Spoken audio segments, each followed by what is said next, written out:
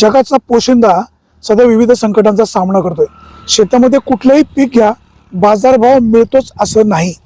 आता आपण या ठिकाणी सावरगावच्या हद्दीमध्ये म्हणजे धोंडकरवाडीच्या हद्दीमध्ये आहोत, निमदरीच्या हद्दीमध्ये आहोत. टोमॅटोचा बाग आहे. टोमॅटो अतिशय एक नंबरची आहे. सध्या बाजारभाव सो आहे. एकरी खर्च प्रचंड येतो, म्हणजे खतं, औषधं, मजुरी, बाग बांधणी, त्याला इतर जो काही खर्च औषधांचा सगळा येतो, तोडणीचा खर्च, हा खर्च, वाहतुकीचा खर्च सगळं शेतकऱ्याच्या डोक्यावरनं जातो. परंतु जगण्यासाठी काहीतरी केलं पाहिजे. केंद्र सरकार, राज्य सरकार म्हणावं असं शेतकऱ्यांसाठी भरीव काही करत नाही. शेतकऱ्याची अवस्था खूप केविलवाणी होते. दादा, काय सांगाल आता तुमची ही जी टोमॅटोची शेती आहे, साधारण सुरू कधी झाली आणि कुठली जात आहे? आता ही सुरू तशीच एक तिसरा तोडा आहे, म्हणजे साधारणतः एक 10-1 दिवसामध्ये चालू झालेली आहे. आणि ह्या व्हरायटीचं नाव साऊ आहे. व्हरायटी तशी वातावरणाच्या याच्यात चांगली आहे, पण आजच्या तुम्हाला सांगतो लहरी वातावरण आणि एक तुम्ही जसं बोलले आता केंद्र शासन, राज्य शासन यांचा जो बाजारभाव, या पद्धतीत झालेले शेतकऱ्याचे हाल. आता ज्यावेळेस हे टोमॅटो चालू होतो ते स्टार्टला, तोपर्यंत कुणाचे मोजके शेतकऱ्यांचे चालू झाले त्यावेळेस 600-700 रुपये कॅरेट होतं. आता जवळजवळ बऱ्यापैकी चालू व्हायचा टाईम आलाय. म्हणजे शेतकऱ्याला कुठंतरी थोडंसं वाटलं होतं कॅरेट टोमॅटोला यावेळेस बाजारभाव बरे आहेत, चालू व्हायचा टाईम आले 250-300 रुपयावरती. आता ह्या याच्यामध्ये शेतकऱ्याची तुम्हाला सांगतो नफा मिळतो शेतकऱ्यांना, नाही असं नाही, पण तो पार एकदम तुमच्या पद्धतीत म्हणजे काठावरतीच भाव. जे थोडेसे 2 रुपये होण्यासारखे त्याला पिरियड होता, तो तसा काही दिसत नाहीये. आता हा जो तुमचा बाग आहे, हा किती एकर आहे? हा आता आमचा तुमचा सांगतो 17 गुंठे बाग आहे. 3100 काडी आहे. याला तुम्हाला सांगतो मिनिमम 60,000 रुपये ते 80,000 रुपये खर्च येतो तोडणीला येईपर्यंत. हा, तोडणीला येईपर्यंत. आणि तिथून पुढे परत चालू झाल्यानंतर परत एक 10-15 ते 20,000 रुपये खर्च येत असतो. आता किती क्रेट निघतात? आता काही नाही, आता विशेष काही नाही. 45 ते 50 कॅरेट चालू आहेत तिसऱ्या तोड्याला. विक्रीला कुठे नेता? विक्रीला नारंगावला. वाहतुकीचा खर्च किती? वाहतुकीचा एका कॅरेटला 25 रुपये. आता तोडणीला मजूर घ्यावं लागतात. एका मजुराला कमीत कमी 350 ते 400 रुपये हजेरी द्यावं लागते. आता साधारणतः 45 कॅरेट काढायचे म्हणजे 4 एक तर मजूर लागतातच. तोडणी होणारा खर्च, सध्याचा मिळणारा बाजारभाव ताळमेळ बसतो? आता बसत नाहीये सर. पण आता कसं होतं, काही गोष्टी इथनं आपण कसं होतो, हालचाल हे केलीच पाहिजे, सातत्य ठेवलंच पाहिजे. आणि शेतकरी हा कसा आहे तुम्हाला सांगतो, नेहमी झगडणार आहे. तो कुठे शांत बसू शकतच नाहीये तुम्हाला सांगतो. त्याला त्याच्या ते रक्तातच नाही बसत. आपण नेहमी म्हणतो बाबा हमी बाजारभाव मिळावा. टोमॅटो हे नाशिवंत पीक आहे. आता याला हमी बाजारभाव कसा देता येईल, किंवा काही टोमॅटो साठवण्याचं काही कूलिंग सेंटर वगैरे असं काही करावं, शासनाने करावं का? काय उपाय सुचवाल? आता तुम्हाला सांगतो तसं जर नियमन जर पाहिलं तर 100% तुम्ही म्हणलेला मुद्दा खरंच चांगला आहे. शीतगृह वगैरे जसे द्राक्षांना वगैरे इतर ह्याला आहेत मोठमोठ्या पिकांना वगैरे, तसं टोमॅटोला केलं तर आपल्या जुन्नर तालुक्यात बऱ्यापैकी टोमॅटोचं पीक माझ्या मते ह्या पद्धतीत मग आणखीन जास्तीत जास्त लागवड येईल आणि जास्तीत जास्त शेतकऱ्यांना त्याचा फायदा होईल. तुम्ही नारायणगावच्या टोमॅटो मार्केटमध्ये टोमॅटो विक्रीला नेता, जे कृषी उत्पन्न बाजार समितीचं ते उपकेंद्र आहे, तिथं काय सुविधांचा अभाव आहे का योग्य प्रकारे सहकार्य मिळतं का? नाही, तसं बऱ्यापैकी सुविधांचं आहे, कुठे काही प्रॉब्लेम दिसत नाही. आता थोडंफार तुटपंजा थोडंफार राहतोच, नाही असं नाहीये. काय अडचणी काय? अडचणी काही विशेष काही नाही. सकाळचं उदाहरणार्थ संध्याकाळी धाना मार्केटचं वगैरे येते चालू असतं, त्यांची थोडीशी साफसफाई राहत असते. एवढं काही विशेष नाही, बाकी काही नाही. जरी त्यांना अध्यक्षांना वगैरे भेटलं किंवा काही केलं तर ते व्यवस्थित प्रकारे सहज. व्यापारी, आडतदार यांच्याकडनं काही त्रास वगैरे? हा, यांच्याकडनं थोडाफार होत असतो. उदाहरणार्थ माल थोडंसं थांबवणं, सकाळचं खरेदी न करणं, एकदम माल येऊन देणं, मग एकदम माल आल्यानंतर स्टार्टचा माल थोडासा बऱ्यापैकी पाहिल्यानंतर मध्यंतरी थोडंसं परत ताळमेळ फसला जातो. परत मागं त्यांचा थोडासा स्टॉकचा एरिया झाला का मग परत पडीच्या भावात मागणं असं. आता आपण नेहमी म्हणतो राजकारणी मंडळी निवडणुका आल्या की शेतकऱ्यांचा त्यांना कळवळा येतो, शेतकऱ्यांचे प्रश्न घेऊन मतं मागतात, मतं मागायसाठी शेतकऱ्यांच्या दारोदारी जातात आणि निवडून आले की पुन्हा शेतकऱ्यांना विसरतात. केंद्रामध्ये मोदी सरकार आहे, 10 वर्ष झालं मोदींना पंतप्रधान होऊन. केंद्र सरकारच्या कारभारावर समाधानी आहात का? नाही, तसं तुम्हाला सांगतो ना, आज तसं जर पाहिलं तर आपण जुन्नर तालुक्याचा विचार केला नव्हे तर महाराष्ट्राचाच विचार केला. पवार साहेबांनी म्हणजे शरदराव पवार साहेबांनी जे शेतकऱ्यांसाठी जे केलंय ते मोदी सरकारच्या धोरणात कुठल्याही याच्यात बसलेलं नाहीये. त्यांनी आजपर्यंत आहे ना की बाकीच्यांचा भरपूर त्यांचं कामही चांगलं आहे, नाही असं नाही, पण शेतकरी धोरणाविषयी विशेष काही प्रगती त्यांची दिसत नाहीये. काय करायला पाहिजे शेतकऱ्यांसाठी? तेच ना, मग तुम्हाला सांगतो हमी बाजारभाव, बाजारपेठ उपलब्ध करून दिल्या पाहिजे. कांदा निलाव बिलाव हे ते ह्या बंद केल्यात, ह्या चालू केल्या पाहिजेत. जास्तीत जास्त शेतकऱ्यांना कसं बाजारभाव देता येणार, खताचे भाव गगनाला नेऊन टाकलेत, बी बियाणे, औषधं यांना लागणारा खर्च यांना असलेलं टॅक्स याच्यावरती असलेलं हे पण त्यांचं हटवलं पाहिजे ना. शेतकऱ्यांचा विचार करता म्हणजे काय करायचं, त्यांना फक्त काय शेतीला कोणतं उपलब्ध लागतंय, काय लागतंय, त्यांचा बाजारभाव इतर या मग साहजिकच मग तुम्हाला सांगतो आत्महत्या वगैरे हे ते वाढतात. आता कृषी सन्मान योजना महिन्याला शेतकऱ्याला 2,000 रुपये मोदी सरकारने सुरू केलेले आहेत. ही योजना फायद्याची आहे किंवा काय सांगाल? आता तुम्हाला सांगतो फायद्याची तशी नाहीच आहे. हे कसं जर पाहिलं तुम्हाला सांगतो, आता शासनाने काय केलेलं आहे, इतर याच्यामध्ये शेतकऱ्यांची लूट होऊन जाते. उदाहरणार्थ 10 रुपये शेतकऱ्याकडून कमवायचे, शेतकऱ्याला 2 रुपये द्यायचे, समाधान दाखवायचं का आम्ही तुम्हाला 2 रुपये देतोय. पण त्यांना शेतकरी तुम्हाला सांगतो त्यांना कुठल्याही प्रकारची गरज नाहीये. म्हणजे काय तुम्हाला सांगतो, त्यांना बाजारभाव द्या, व्यवस्थित त्यांना लागणारे खत औषध अमुक तमुक याच्याबद्दलची पुरवठा मागणी त्या पद्धती असेल त्या पद्धती हे करा. नाही त्यांना तुम्हाला सांगतो त्यांचं कर्जमाफी सुद्धा नाही केली तरी त्यांना समाधान आहे. फक्त त्यांना हमी भाव त्यांनी जे पिकवलंय त्याचं समाधान भेटू द्या. आणि आजकाल शेतकऱ्याला तेच झाले तुम्हाला सांगतो का, तो एवढा मोठा आपण म्हणतो जगाचा पोशिंदा आहे, पण त्याच्याच मालाला किंमत त्याला ठरवायला नाहीये, ती जगाच्या हातात आहे. तुम्हाला शेती किती आहे? आम्हाला काही विशेष नाही सर, पाऊण एकर. पाऊण एकर मध्ये नेहमी दरवर्षी कुठली कुठली पिकं घेतात? हे आलटून पलटून घ्यायची, फुलं घ्यायची, कुठे कांदा घ्यायचे, थोडेफार टोमॅटो घ्यायची. आता त्याच्यावर गुजरण होत नाही म्हणून उदरनिर्वाहासाठी आपण बाहेर कुठेतरी कामाला मला हे ते पावसामध्ये जोड घालणं. कुटुंबात किती माणसं आहेत? 4 माणसं आहेत. काय तुम्हाला अपेक्षा आहे की बाबा कशा पद्धतीने नियोजन व्हायला हवं, काय सुचवाल तुम्ही? आता सर मी तुम्हाला तेच मगाशी बोललोय का शेतकऱ्यांसाठी नवनवीन धोरणं सरकारने वाढवली पाहिजे. जागोजागी तुम्हाला सांगतो केंद्र उघडली केली पाहिजेत, जागोजागी मोठ्या सभाविभाग घेतले पाहिजे, त्यात शेतकऱ्यांचे प्रश्न मांडले पाहिजे, जनजागृती केली. हा. आणि त्या प्रश्नांचं नुसतं जनजागृती करून नाही, त्याचं सातत्य करून पाठपुरावा करून उपाययोजना केली पाहिजे. उपाययोजना केली पाहिजे, त्यात काहीतरी बदल दाखवला पाहिजे. जे मागच्या याच्यात वाटलंय बा ही त्रुटी दिसते ही 100% सरकारने उभी करावं हेच म्हणतो. आता लोकसभेच्या निवडणुका पुढ्यात आहे. आपल्या विभागाचे खासदार कोणी माहिती आहे? हो, अमोल शेटकोल्हे. अमोल कोल्हेंचं 5 वर्षाची कारकीर्द कशी? त्याची जेमतेम म्हणावं लागेल, असं नाहीये पण जेमतेम आहे.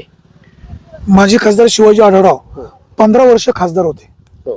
त्यांची कारकीर्द कशी? त्यांची पण जेमतेमच. आपल्याकडच्या म्हणा ना तर जेमतेमच. आता पुन्हा आढळराव आणि कोल्हे असं दुरंगी सामना होण्याची शक्यता आहे. काय कोणाची बारी लागेल? आता तसं एक अंदाज.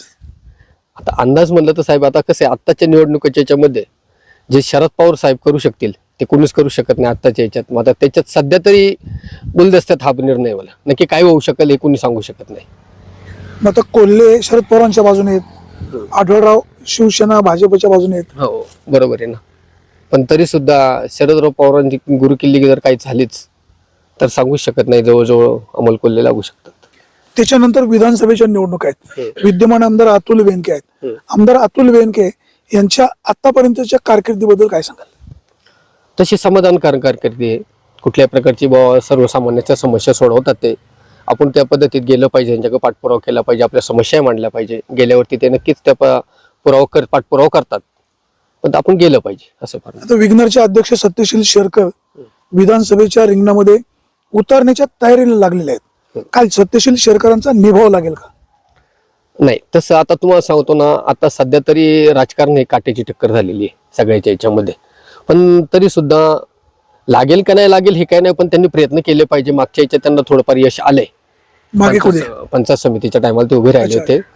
म्हणजे त्यांना वाटलं नव्हतं का एवढे मतदान, आता त्यांना आधी पण वाटलं होतं बघा मला बऱ्यापैकी मतदान पडेल, पण नंतर जरा कमी जास्त आलं. पण त्यांना थोडं त्यांच्या हिशोबाने तसं पडलंय बऱ्यापैकी. आता सध्या काही सांगू शकत नाही तसं काय होईल असं काय. शेरकर शरद पवारांच्या सोबत दिसत आहेत. शरद पवारांच्या माध्यमातून जर त्यांना उमेदवारी मिळाली तर जनता त्यांना आमदारकीच्या खुर्चीवर बसवेल का? आता तसं आहे ना, तुम्हाला सांगतो आत्ताच्या राजकारणात मी मगाशीच काय सांगितलं तुम्हाला, खाटेची टक्कर आहे. हा मुद्दा कसा आहे काय हे तर मला पण काही पूर्ण अंदाज नाही अजून असं काय नाही. आता पहा, विद्यमान आमदार अतुल बेनके महायुतीचे उमेदवार असू शकतात. शिवसेना म्हणजे जी एकनाथ शिंदेची आहे ती महायुतीमध्ये आहे. अजित पवारांची राष्ट्रवादी महायुतीमध्ये आहे. म्हणजे आमदार बेनकेंना भाजपचा पाठिंबा, शिवसेनेचा पाठिंबा, राष्ट्रवादी काँग्रेसचा पाठिंबा, 3 पक्ष म्हणून अतुल बेनके असू शकतात. सत्यशील शेरकर महाविकास आघाडीचे उमेदवार असू शकतात. माजी आमदार शरद सोनवणे पुन्हा यावेळेला निवडणुकीला उभा राहणार आहेत. आशाताई बुचके सुद्धा निवडणूक लढू शकतात.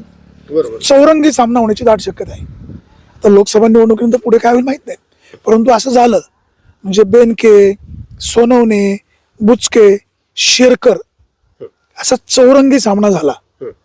तर 2024ला आमदारकीच्या खुर्चीवर पुन्हा कोण बसेल? अतुल शेठ बेनके हीच व्यक्ती बसली पाहिजे तसं नियमाने. आता कसं झालं तुम्हाला सांगतो, आपल्या ग्रामीण भागामध्ये भाजप असा काही लय विशेष मोठा पक्ष नाही आहे, पण ताईंचं तसं काम चांगलं आहे, नाही असं नाही. पण आता ज्या तुम्ही जसं बोलले बा का बा ह्या पक्षाला पाठबळ हे फार महत्त्वाचं आहे आणि समाजाला ते पण ह्या आमदार साहेबांवरती थोडा विश्वास आहे. बेनके साहेबांनी केलेली कामं आणि बेनके साहेबांनी केलेली कामं हे फार महत्त्वाचं आहे. आत्ताच तुम्हाला सांगतो बेनके साहेबांची जी घटना घडली तर पूर्ण तालुका हळहळ करत होता. असा तुम्हाला सांगतो ना, बेनके साहेबांसारखा आमदार तालुक्यात होणे नाहीये, भूतो ना भविष्य. मी तसं वल्लभ शेठ सारखं का अतुल शेठ बेनकेंचं का? अतुल बेनकेंचे वडील वल्लभ शेठ साहेब विद्यमान आमदारांचं काम कसं आहे? हा, आता तसं त्यांचं काम चांगलंच आहे, त्यात काही वाद नाही. पण बेनके साहेब म्हणजे वल्लभ शेठ बेनके साहेब त्यांचं काम त्या काळात 100% तुम्हाला सांगतो सर्वसामान्याच्या निर्णयाला चांगल्याच प्रकारे पाण्याचे येतं. प्रश्न भयंकर. विद्यमान आमदारांकडनं काय अपेक्षा? त्यांनी त्यांचाच प्रभाव जसं वल्लभ शेठ साहेबांनी केलंय तसंच तुम्ही पण आजपर्यंत केलंच आहे, पण अजूनही त्याच पद्धतीने जास्तीत जास्त कसा शेतकऱ्यांचा प्रश्न सोडवता येईल, विशेष करून पाण्याचा प्रश्न. आज तुम्हाला सांगतो पश्चिम पट्ट्यामध्ये जे आमचं वडस धरण आहे त्याचा गाळ जरी काढला तरी बऱ्याच लोकांना त्याचा फायदा होईल. त्या गाळाच्या माध्यमातून तुम्हाला सांगतो अनेकांना शेतीलाही पाणी हे भेटेल, माती भेटेल आणि बऱ्यापैकी पाणी साठवणूक होऊन बऱ्यापैकी शेतकऱ्यांना जास्तीत जास्त क्षेत्र येऊन पाण्याखाली घेता येईल. आमदार बेनके यांच्यासाठी काय सूचना? नाही विशेष काही नाही, ते चाललंय त्यांचं त्यांच्या पद्धतीत चाललंय. मी तुम्हाला एक पाण्याचा प्रश्न फार महत्त्वाचा सांगितलाय, तो त्यांनी मार्गी लावला तरी बस झाला. आपण पाहतोय सर्वसामान्य शेतकरी आपलं शेतीतलं काम करत असताना पूर्णपणे पिछला जातो. योग्य बाजारभाव न मिळाल्यामुळे शेतकरी रडत खडत वेगवेगळी पिकं घेतो, वेगवेगळे प्रयोग करतो आणि आपलं कुटुंब चालवण्याचा प्रयत्न करतो. आता निवडणुकांमध्ये काय होईल, शेतकरी आपापली मतं मांडत असतो, त्यांच्या मताप्रमाणे सगळं होईल असं नाही, परंतु ही सामान्यांची मतं काही अंशी बरंच काही करू शकतात.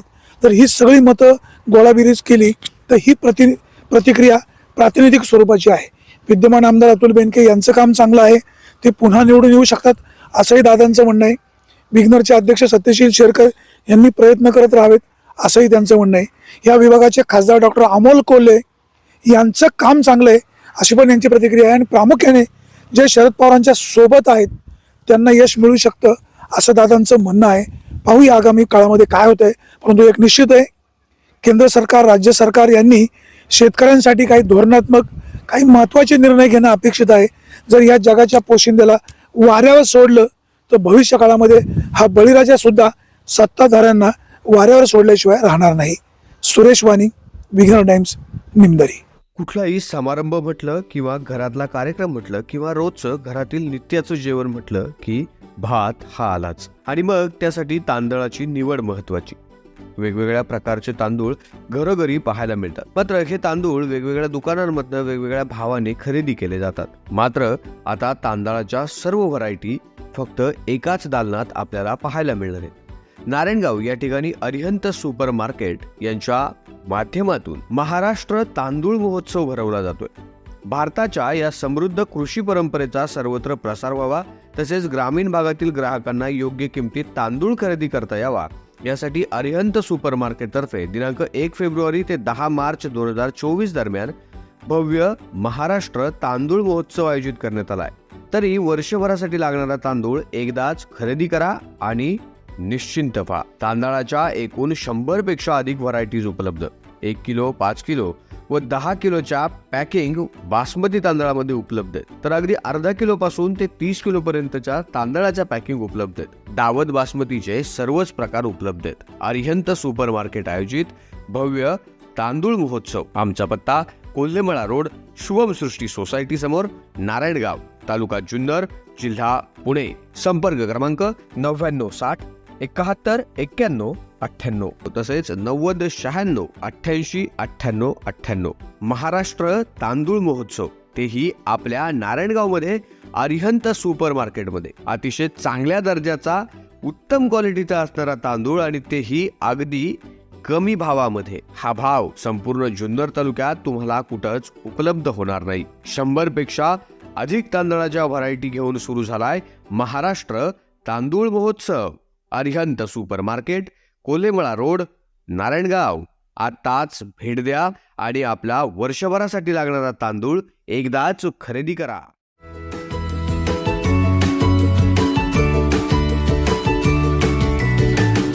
बातम्या शेतीच्या, बातम्या मातीच्या, बातम्या अन्यायाच्या, गुन्हेगारीच्या,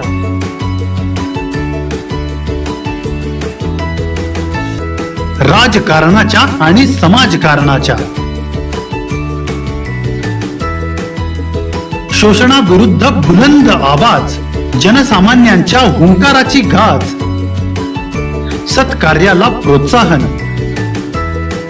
दुष्कृत्याला अनुशासन, निर्भीड, निस्पृह, सडेतोड, बेधडक आणि रोखटोक म्हणजेच विघ्नहर टाइम्स. शोध बातमीचा, ध्यास सत्याचा. आपलं चॅनल, आपली बातमी. सबस्क्राईब तर कराच, पण बेल आयकॉनवर क्लिक करायलाही विसरू नका.